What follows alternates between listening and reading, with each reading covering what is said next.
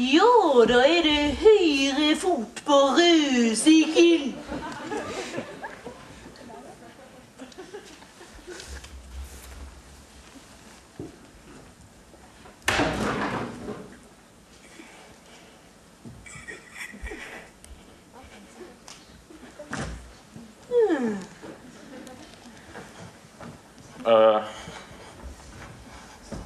Ja, det var deg, ja.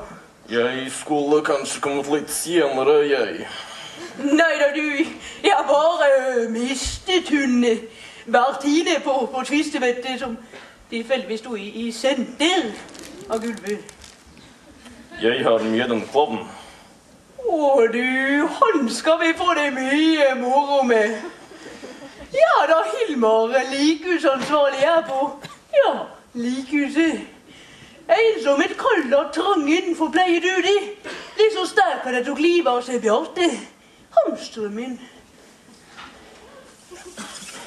Så Bjarte skulle være her et eller annet sted oppe i dyresamlingen min. Finner han ikke akkurat nå, men det er jo tross alt 200 andre små krabater oppi her, som jeg har samlet siden jeg var 12 år gammel. Ta for eksempel denne spurven her, så jeg fant med vingen fastnet i sykkelhjulet slik. Men det er jo ikke bare dyr her, og det er mange mennesker. Man kan si det er folksomt. Ja, og vi må ikke glemme deg her, vår nye venn. Ja, for det er viktig at alle nye føler seg velkomne. Ja, for det er ikke noe gøy å føle seg utenfor. Å Gud.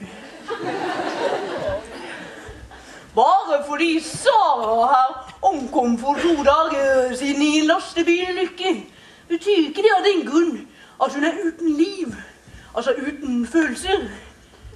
Man kan på mange måter si at dette er et livhus. Ja, derfor er det viktig å passe på å feire bursdager og slikt. Ja, for du må ikke tro at det ikke blir merket til av et lik. Ja, Hjerterud, husker du da jeg glemte å bake kake til deg? Ja, Gud bedre, det kan du si.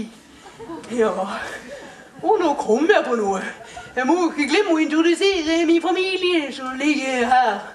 Her har vi for eksempel Hildegunn, min hustru, og selvfølgelig Hjerterud, min mor. Så savnet på de avdøde, det blir aldri et problem. Man kan på mange måter si at jeg er heldig. Man skal vel egentlig ikke la likene ligge i maksimalt lenger enn 1 uke. Så hvis noen spør, så kremerte jeg mor i 1999.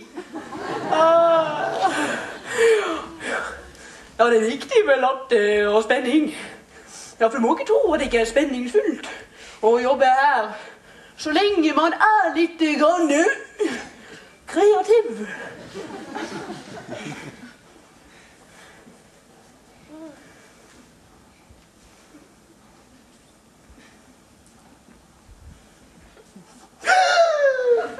Men Hildegunn, hva er det du gjør oppe på trallen til sammen med Bertil? Ja, Ronald, og vet du hva du har å se frem til? Alltid så pleier vi å ta kvelden og...